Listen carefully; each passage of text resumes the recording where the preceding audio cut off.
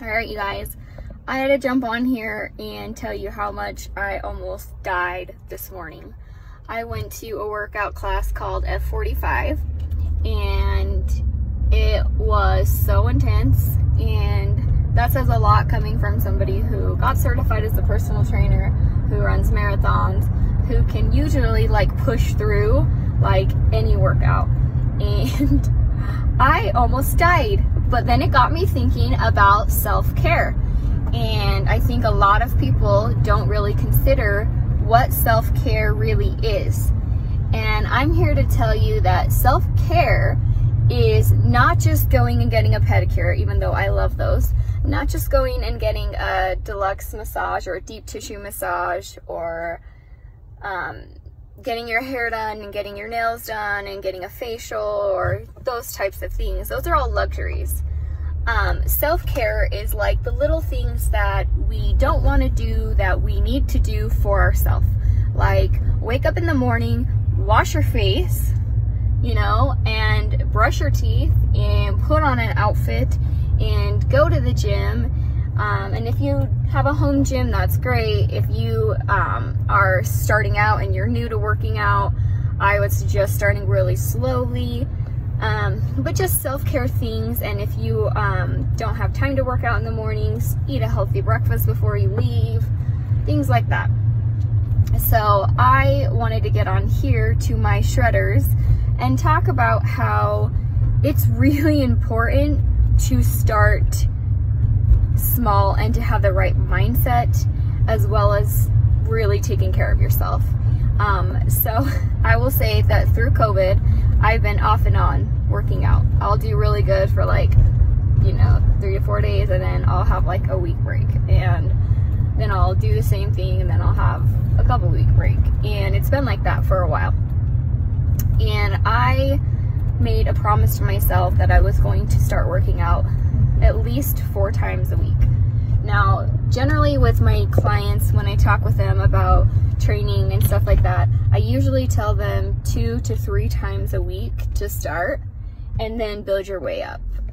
Just because there are a lot of people that I work with that have never worked out, or they haven't worked out in a year, or it's been a while, and you have to kind of build yourself up. So I decided I was going to tell a little story. So my story is this. When I had my first baby, I gained 95 pounds.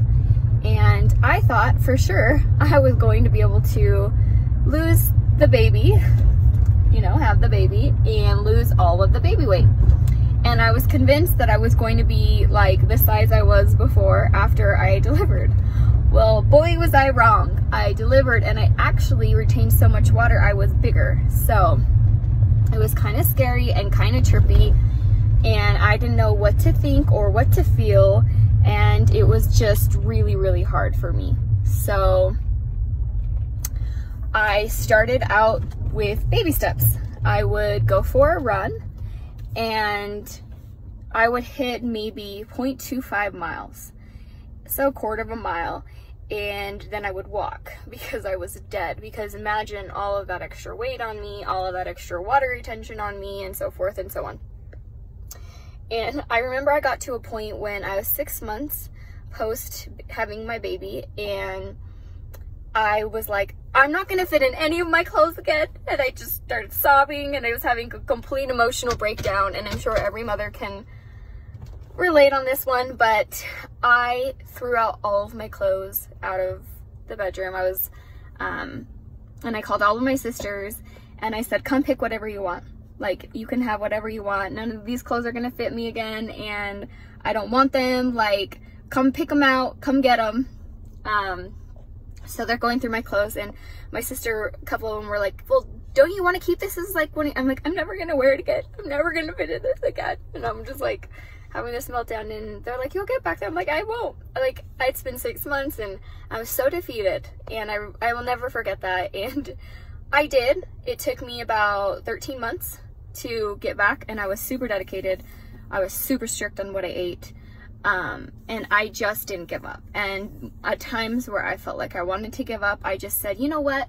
What if around the corner is that breaking point where I start to get closer and closer and closer to my goal? And so I had to just learn to love myself at every phase.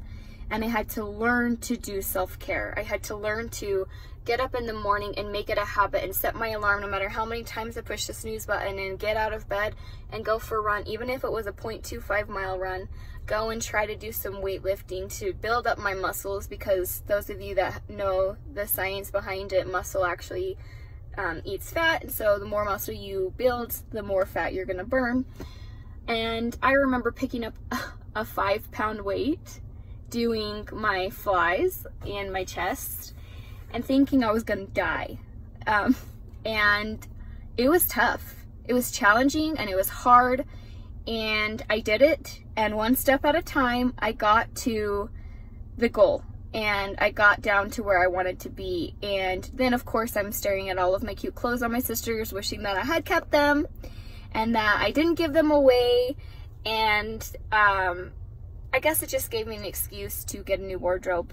But my point is self-care is discipline. Self-care is the things that we don't want to do, but our self needs, okay?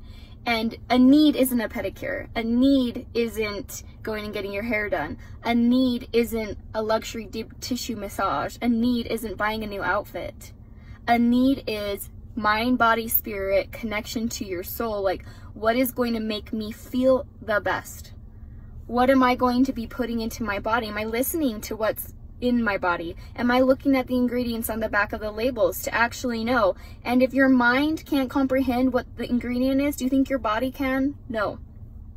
So you got to start thinking, what am I putting into my body? Because if it's toxic for my body, it's toxic for my mind. And if it's toxic for my mind, it's toxic for my spirit. And my whole body can align, and it's never going to get to where it needs to get to if we aren't doing the little self-care things. Do you know how many times as a hair and makeup artist, at nighttime when I'm lazy, I'm like, I don't want to wash my face.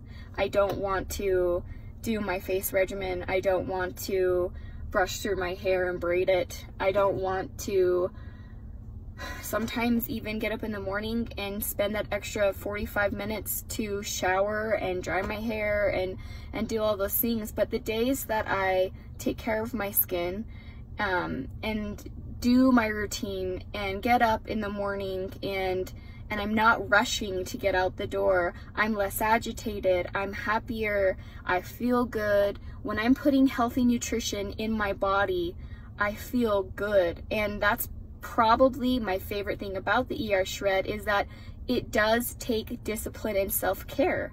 It does take a moment for you to step back and say, what does my body need? You know, and it's not so much a luxury. It's, what does my body need? What vitamins and minerals does my body need from the inside out? And I say this to all of my hair clients that are struggling with hair problems and hair loss issues, and I'm saying it all comes from the inside out, guys. Whatever you're putting into your body is affecting your hair, it's affecting your skin, it's affecting everything. So my favorite thing about ER Shred is that you're learning to listen to your body. In fact, I had a call with a lady, and she was asking me a lot about ER Shred. And she said, there's not really a protocol. And I said, well, there is a protocol. You do shakes and meats, cleanse, 5 days of shakes and meats, and then you finish off with 2 cleanses. And she went through the process and the steps and everything. And she said, well, what do I do after the shred? And I said, you know, I think a lot of people are asking the same question. And one thing that I wanted to jump on here and say to everybody is, think of like self-care. Think of like doing things for yourself every single day and listening to what your body needs and taking care of yourself, you know? And it's something as simple as like putting on a clean shirt and, you know, washing your face and hurrying and throwing on a little mascara and lip gloss. Like, all of a sudden you're gonna feel good because you look good, right? Well, it's the same thing with your body. Your body feels good when you're putting in good nutrition. You feel good when you're putting in the right, proper nutrition. And so when you're going through the process of the elimination, and then you're going through the process of the cleanse, and then you're going to start shredding because all of that weight you've been holding on to has been sitting there because it's not going to come off because it's fat. So when you become fat adaptive, you're going to shred all of that fat. and you're burning the energy off of fat versus refined sugars and gluten and wheat and soy and all of the things that are usually generally culprits.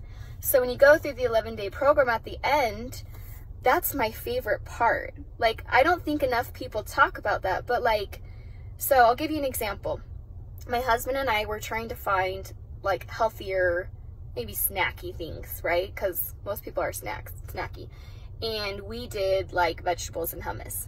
And when we ate the hummus made our stomachs puff up and gave us like gas, which is interesting because on the shred, and especially being a personal trainer, I've done multiple meal plans for me and for clients. And the biggest thing that people have when they do regular whey protein and it's not incubated is gas. And those of you who have done programs, you know exactly what I'm talking about.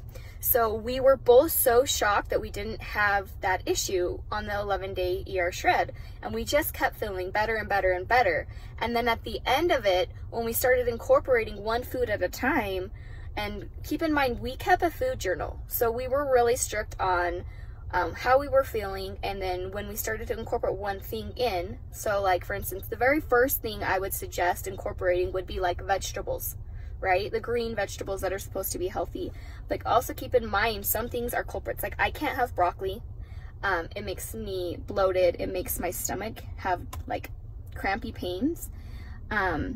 And so I couldn't do it, but I can do zucchini. So we started out with zucchini and avocado and asparagus, and all three of those things were fine. And then we waited a few days, and then we did hummus, and we were sick, like bloated, gassy. Our stomachs didn't like us. You can tell because you just feel puffy, and even on the scale, like we went up. But you know, I always tell my clients, throw out the scale. So I actually do it based off of measurements. I think measurements are the most accurate because you can gain muscle and go up on the scale, but you can drop in inches in your waist. So I think it's important to not pay so much attention to the scale, even though it's very interesting because when you do eat something that makes your stomach sick, you'll notice a difference.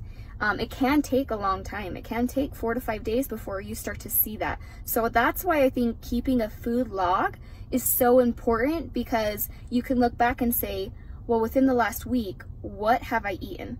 You don't want to just go to town and start incorporating like 5 or 6 different things, because then you're never going to figure out what it is specifically that your body is trying to tell you doesn't work for you. And it's different for everybody. Like my husband started to eat lettuce and it was making him weird, but it doesn't do that for me.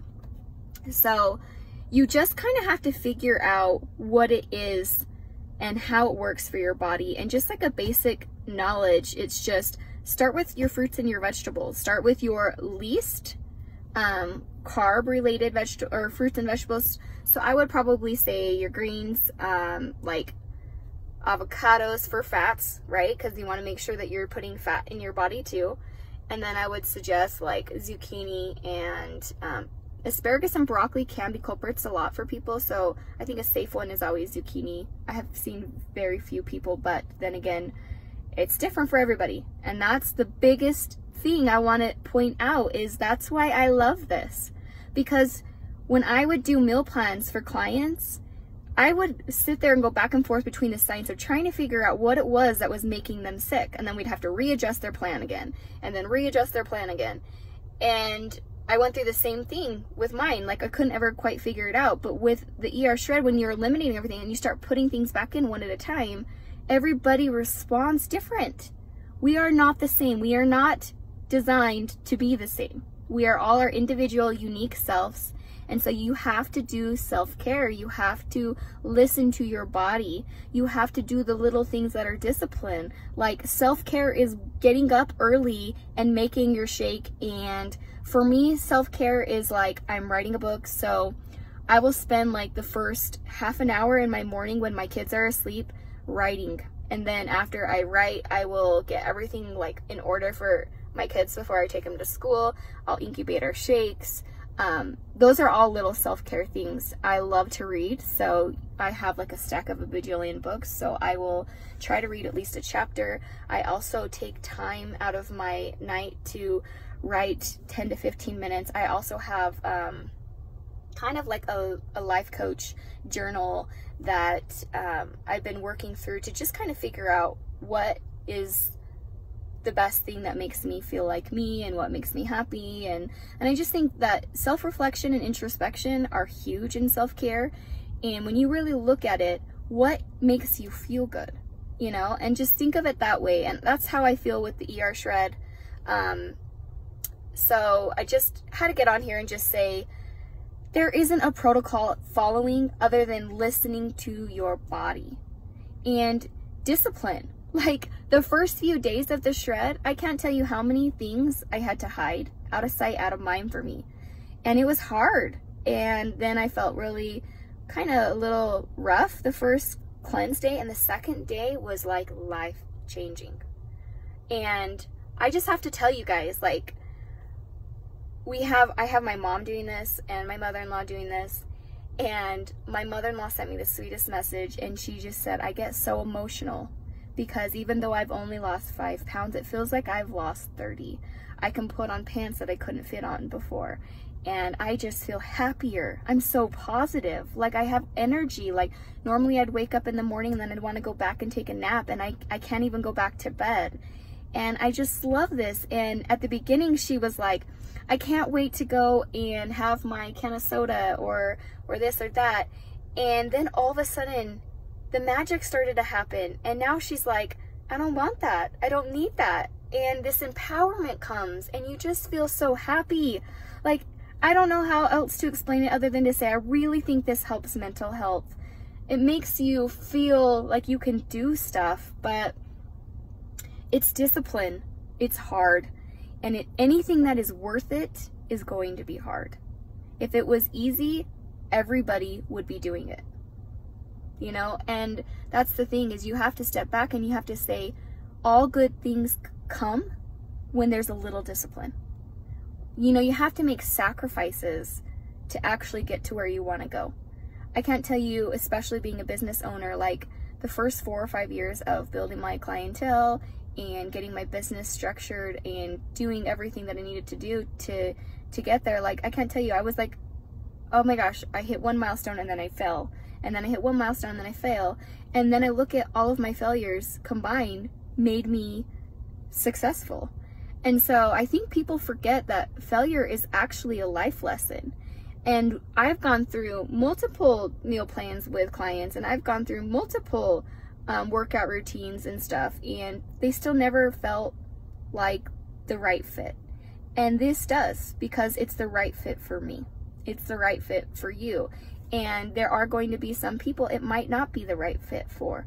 And so you just have to listen to your body. And the discipline, I think, is the biggest thing with self-care, you guys. I can't tell you how many times with COVID when I was at home, I was like, what is the freaking point to get out of bed and to put on makeup and to put on an outfit and for what? Who am I going to go see? Who am I going to go impress? Nobody. I'm not going to work. I don't have to see clients, so what's the point? But then I noticed halfway through the day, I felt like crap. Why? Because I just didn't feel like me, you know? So whatever feels like you, whatever makes you want to be the best version of you, stop comparing yourself to other people and start looking at yourself and go inward and say, when did I feel the best? And what was it that took me back to that place, and why did I feel the best? And I guarantee you, those of you that are on the fence with ER Shred, if you do this and you eliminate and you cleanse and detox and then you shred and then you get empowered, your life will change and you will feel so different. I've witnessed it with people I love and care about. And I'm so excited. And I'm so excited to talk about self-care because it's really, really important. It's really important to think positive thoughts. It's really important to have the right mindset. It's really important to have the discipline. It's really important to do something that is hard, because we are made to do hard things. In fact, the name of my book is Beautiful Girl, You Can Do Hard Things. So I'm going to challenge all of you ladies and all of you men out there to try it. What is it going to hurt? 11 days? 11 days is all it takes. 11 days to feel empowered, to feel good about yourself, to learn how to actually communicate with your body. I mean, I didn't even know that was like a thing. I mean, I meditate maybe 5 to 10 minutes every single morning, and I'm really into astrology, and so I have a lot of astrology books, and I always thought I was in tune with my mind, body, and spirit. And then I did ER Shred, and I realized how out of tune I was. And this has just amplified and made everything so much better. And I don't know. I just had to get on here and just say, take 5 minutes, 10 minutes, read a book today. Meditate, you know, listen to music. I grew up playing the piano, so I love classical music. I know that's probably weird to some of you. But a lot of times I will just do like a soft meditation, classical music, and I will just take 5 or 10 minutes to just really think about, you know, my day and how to be a better mother, how to be a better wife, how to be a better friend. What can I do today to be a day maker? And if you haven't read the book, The Day Maker, you need to go read that right now. It's amazing. But yeah, just do something for you, self-care, not an indulgence. Not a go get my hair done, go get a pedicure, go get a massage. Those are all like luxury indulgences. I'm talking about real self-care. The self-care that takes discipline, like washing your face and brushing your teeth and drying your hair and putting on an outfit, or even just getting your freaking butt to the gym. That is self-care. That is something that is hard, you know, or discipline, eating the right kinds of food so your body can thrive. That is self-care. So I just wanted to leave you all with that, let you all know that I pretty much almost died on my workout today, but I decided for self-care I was gonna go, and I just feel so good. Like, it was tough and it was challenging, and I don't regret it. I feel so much better. I feel way more empowered, and I feel more like me. So I hope you all have a wonderful day. And if you have any questions, feel free to reach out to me. Bye.